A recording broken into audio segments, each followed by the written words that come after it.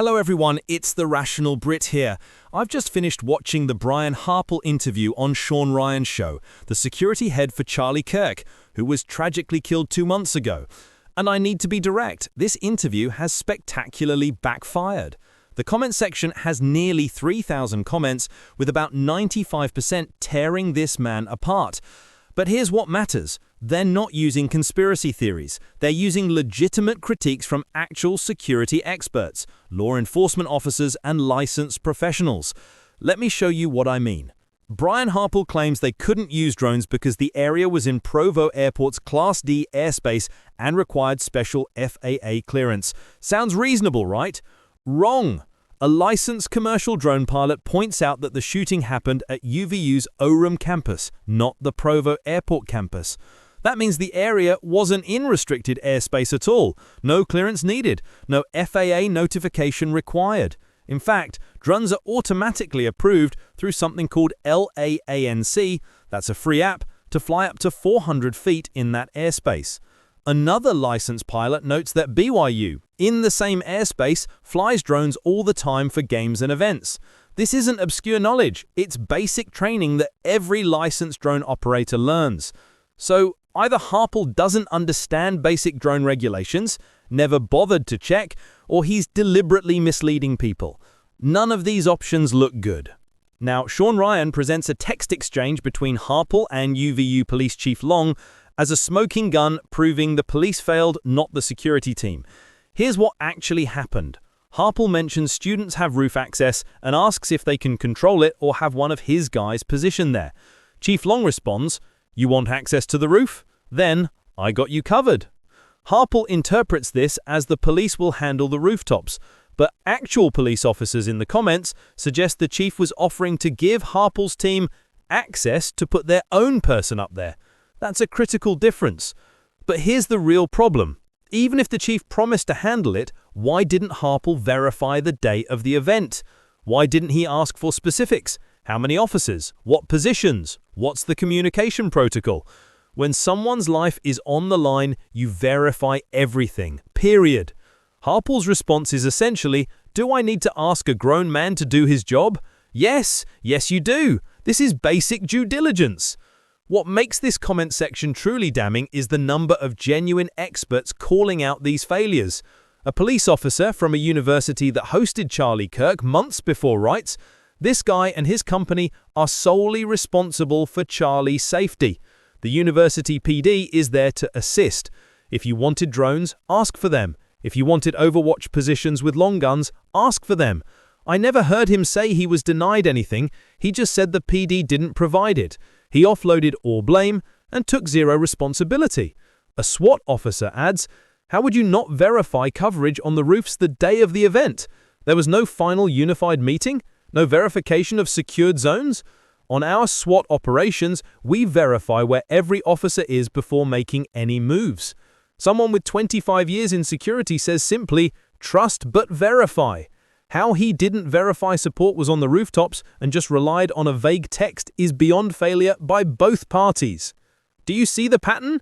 These are professionals who do this work every single day, and they're all saying the same thing: catastrophic failure of basic security protocols. Here's what troubles me most.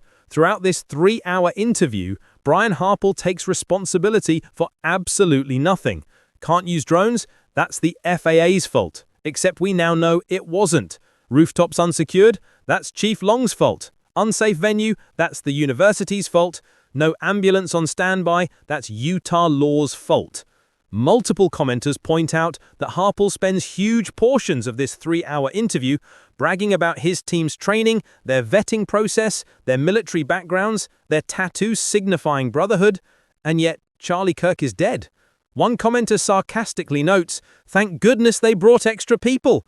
Another responds, "Thank goodness your client was killed." The cognitive dissonance is staggering. When you're the head of security, everything becomes your job. If something isn't secure, you don't shrug and say, "Someone else is responsible." You either fix it or advise your client not to proceed. Several commenters raise specific contradictions. On Israel, Harpole emphasizes Charlie was a devout supporter, But Charlie's recent interviews show him questioning the US-Israel relationship and expressing concerns about the Israel First crowd around him. Who's telling the truth? On venue selection, Harpole claims the university forced them to have it outdoors, but another source suggests the school recommended indoors for security reasons, and someone from TPUSA insisted on the outdoor location. Who's telling the truth again? On hospital choice, they went to Timpanogos Regional Hospital instead of Orem Community Hospital, but Orem is closer, 4 minutes away instead of 8, and it's a Level 2 trauma center, which is more equipped than Timpanogos's Level 3. Harpole claims they went to the closest hospital, but that appears factually incorrect. Here's something interesting. Mikey McCoy, apparently another key figure involved that day, is never mentioned once in 3 hours. Why not? Video footage shows him walking away from the scene immediately after the shooting on his phone, not even looking back. That's unusual behavior for security personnel during an active threat. The overwhelming consensus from thousands of upvotes is clear. This interview did more harm than good. Instead of clearing the air, it exposed lies about drone regulations, revealed failures in basic security protocols, demonstrated a complete lack of accountability, and raised new questions about hospital choice and venue selection. Harpole himself says in the interview, "The truth is like a lion. You set it free and it will fight for itself." Okay then, release everything. Complete transparency, full police reports, ballistics information, security footage, everything. I wanted to give Brian Harpole the benefit of the doubt. I really did. The man has been through trauma. His team has been doxxed. Conspiracy theories have been flying around. But after analyzing this interview and reading through nearly 3,000 comments from professionals in law enforcement, security, emergency medicine, and aviation, I have serious concerns. The drone lie is inexcusable. The failure to verify rooftop coverage is inexcusable.